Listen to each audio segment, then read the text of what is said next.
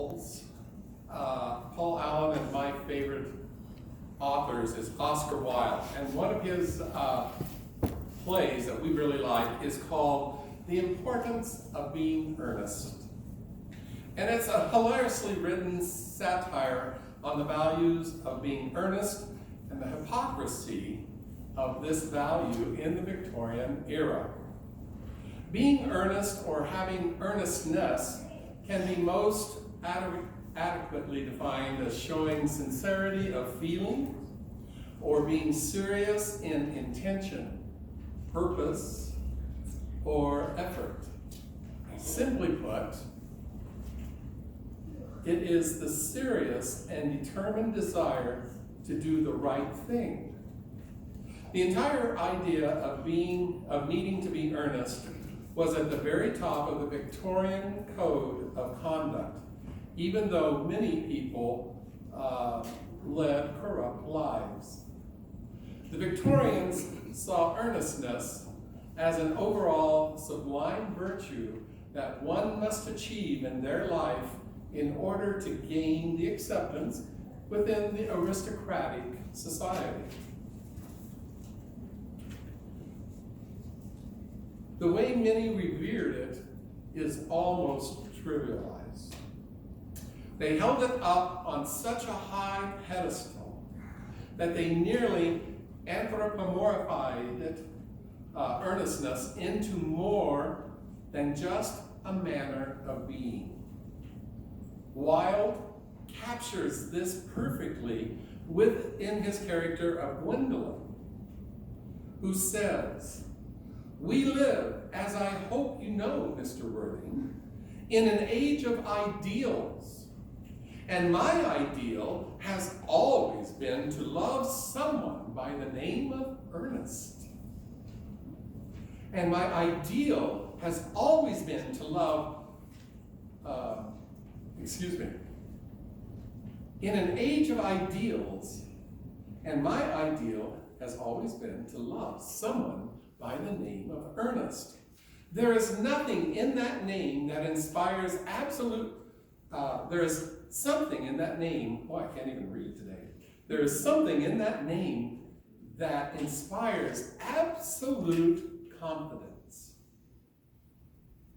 Gwendolyn can later be heard saying, "The only really safe name is Ernest, and that it is a divine name with music of its own." The presence of earnestness in someone is not a bad thing, but the fact that people started holding each other to this standard as if it was the only way is what caused the problem, especially in the story. Like Oscar Wilde's play, this morning's reading implies two fundamental questions of life. Who are we? What are we to do? These two questions also hang in the minds of our church council. The primary focus of last Monday's meeting was to bring ideas as to how that we can define ourselves. And when the name of United Congregational Church is mentioned in Grand Island, people will immediately have a clear picture of who we are and what we stand for. One council member brought a quote about how we are seen by at least one person with this report. Trailblazers are people who have made a positive change in our society. Harriet Tubman, Florence Nightingale, Rosa Parks, Jesus, Einstein, Gandhi, Abraham Lincoln. We, United Church of Christ, are trailblazers in Grand Island for doing right for the human race by humans. So another way of defining trailblazers could be using words like salt and light, as Jesus was using in this morning's reading. And you might be surprised as to who is pointed out to be the trailblazers. in the reading that Lori read to us. This morning's reading comes at the end of Matthew's famous Sermon on the Mount, or better known as the Beatitudes.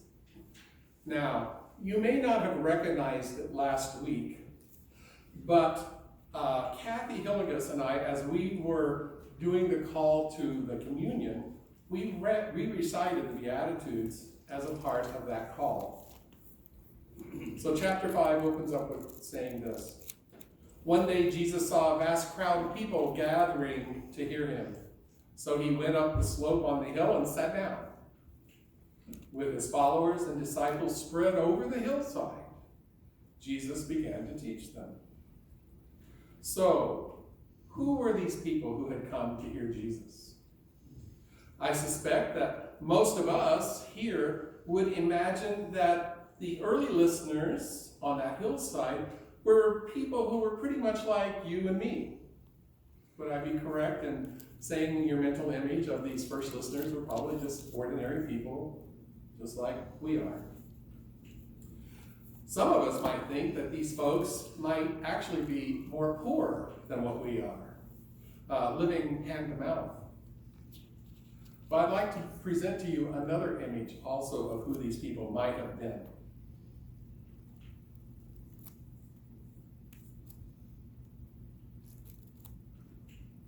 They might have been the most lowest of society of their day. Imagine yourself. So what does lowest mean? So imagine yourself as a child who never got picked on for a team. I often wasn't the first choice to be on any kind of a sports team for sure. But just imagine yourself as a child waiting in line to be picked to become a member of one of the two teams. But you're not picked. And I'm not talking about being the last child thrust onto the team because you're the last of the pick.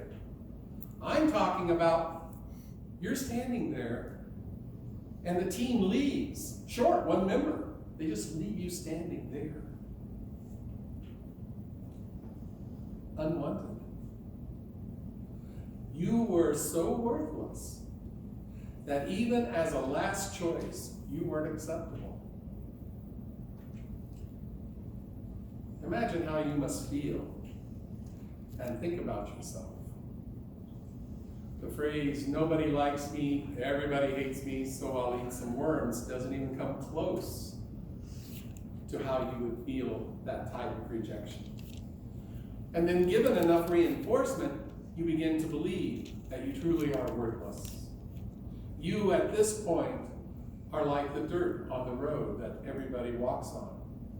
You are salt that has lost its flavor.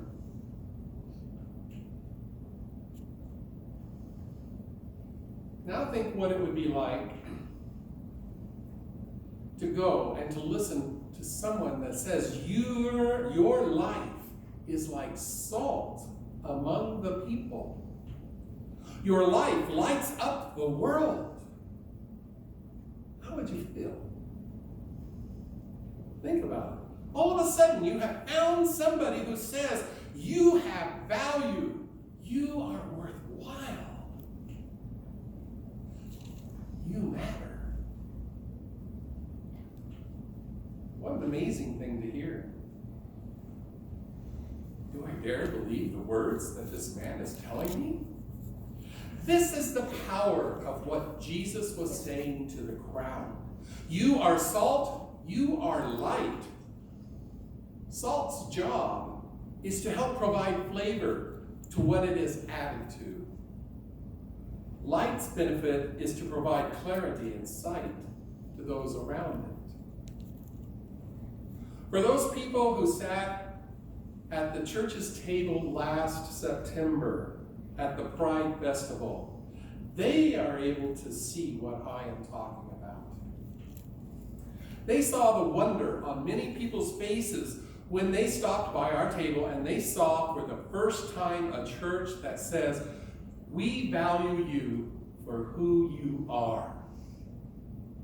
As trailblazers, the church was representing a God message to people who have lived their whole lives being told that they were nothing. That everyone would be better off if they did not exist. We are practicing something more than the importance of being earnest. We are practicing the importance of being you. We were doing something for humanity that most churches in our city are either afraid to do or do not see God's incredible breath of love, of seeing every person and life and living thing as a gift from God, created to give each of us light and to enrich each of our lives. According to every survey taken over the last 20 years, a leading reason why people, especially the younger people, the ones that were saying, why don't they come to church? The 40s, the 30s, the 20-somethings. Every survey shows that the reason that they point out for not coming is because of the hypocrisy of the church. For far too long, our churches are like Oscar Wilde's Victorian society. We worship the idea of purity while we exclude large segments of society because they don't pretend to worship our ideals. The mission of the church is this: to share with people the message that Jesus was teaching that day on the mountainside. And it's a simple message, and one that many people need to hear. Your life lights up the world. Your life is like salt among people. But before we can share that wonderful news, we must believe it ourselves. So, in case you have not heard it in a while, hear it from me now. Your lives are like the salt of the world among people. And your life lights up the world. These aren't just words from Jesus, but my words to you, because each and every one of you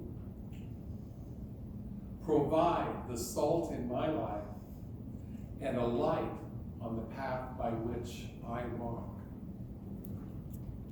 You are that important in my life. And Christ is asking us to go out into the world and share that same message, that each person that we meet, whether we really know them or not, is that important for the world. You are the light of the world and the salt for the people. Amen.